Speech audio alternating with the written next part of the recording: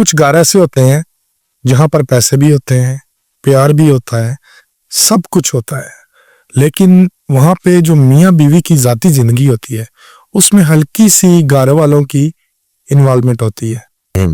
अगर लड़की की तरफ से घर वालों की इन्वॉल्वमेंट है तो लड़का परेशान है, और लड़के के घर वालों से इन्वॉल्वमेंट है तो लड़की परेशान है बहुत ज्यादा। और इससे उन दोनों के जाती रिश्ते में इस तरह दीवार आ जाती है कि मैंने कई रिश्तेदारियां तबाह होते हुए देखी हैं। यानी पप्पो की बेटी अगर चाचे के घर में है तो जब वो उन दोनों का रिश्ता टूटा तो सारा रिश्ता टूट गया। मामे की बेटी अगर मासी के घर में है वो भी टूट गया। मुख्तसरन इसका जवाब देता हूँ आपको। हीर वारिस शाह में वारिस शाह लिखते हैं, ओ नू घर नू उजाड़ पैंदे जड़ी नाल गवांढियां दे रली होवे, उस भैन नू कदर की भरा दी होने जड़ी नानकियां दे घर बली होवे। भाईजान, मियाँ और बीवी को एक दूसरे का लिबास कहा गया है।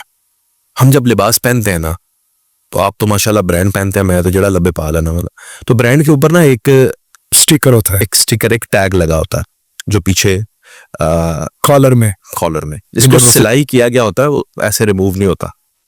तो जब वो पहन लेना तो आपके जिस्म और आपके लिबास के अंदर अब आ जाता है एक इतना सा स्टिकर, एक इतना सा स्टिकर। वो आपको क्या देता है? उलझन, परेशानी, इच। यहां पे आपको इचिंग होती है। आप क्या करते हैं? कमीज उतारते हैं, कैंची से उसे काटते हैं, कमीज, आहा, उन पे मजा ही आ गया। लिबास के ऊपर इतना सा स्टिकर तो आपसे बर्दाश्त नहीं होता। अपने इतने प्यारे रिश्ते के अंदर 10-10 बंदे तुसी पाए होंदे ने, कैसे बर्दाश्त होगा आदिल जट साहब? हर वो बच्ची जो अपनी मां से, अपनी भाभीियों से, अपनी बहनों से हिदायत लेती है और अपने घर को चलाती है, मुबारक हो, आपका घर टूट चुका है, आज नहीं तो कल टूट जाएगा। हर वो बेटा जिसको मां बताती है कि बीवी को बेटा कैसे रखना है, घर टूट चुका है।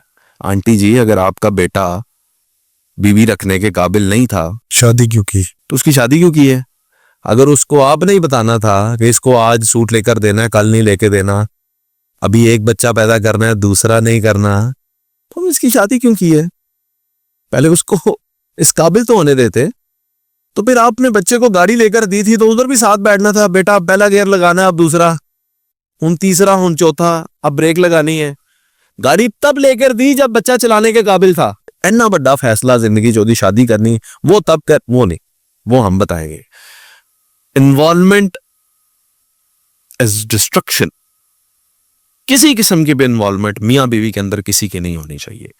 आज तक शायद सैकड़ों दफा मैं अपनी बीवी से लड़ा हूंगा, सैकड़ों दफा, सीरियस से सीरियस, ज्यादा से ज्यादा भी। ना मेरे घर वालों में से और ना ही मेरी बीवी के घर वालों में से किसी एक बंदे के कान में भी बात होगी कि ये लड़े हैं या इनकी कोई सुलह करवानी है या इनका कोई मसला है। मैं जानू, मेरी बीवी जाने, वो जाने, मैं जानू, हम खुद ही लड़ते हैं, खुद ही सॉल्व करते हैं। हाँ, ये कट्स आपके अंदर होने चाहिए कि अगर आप गलत हैं आप माफी मांगे, बाद में मांग ले और दोबारा ना दोहराए। माफी मांगने का तरीका ये मुंह से सॉरी कहना नहीं होता। माफी के दर्जात हैं भाईजान। माफी मांगने का तरीकाकार ये है कि सबसे पहले आप ये डायग्नोज कर लें कि आपसे गलती हुई है, उसको तस्लीम करें। तस्लीम करने के बाद माफी मांगे और माफी मांगने के बाद उस अमल को छोड़े भी, इसे कहते हैं माफी। इसके 3 स्टेजेस है। अजीब मुंह नाल तो कह लेने सॉरी, 5 मिनट बाद फिर वही काम करने। सो एनीवेज,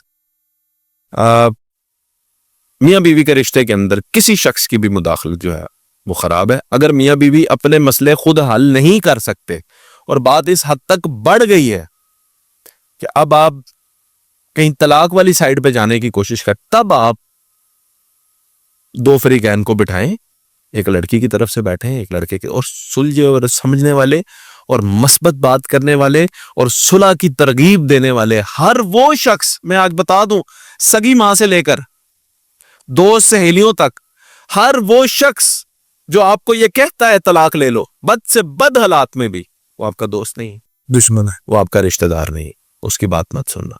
हर वो शख्स जो कहता है बस जाओ, बसा लो, वो ठीक है। खैर होगी, ठीक हो जाए। खैर की बात करने वालों की ही बात सुन।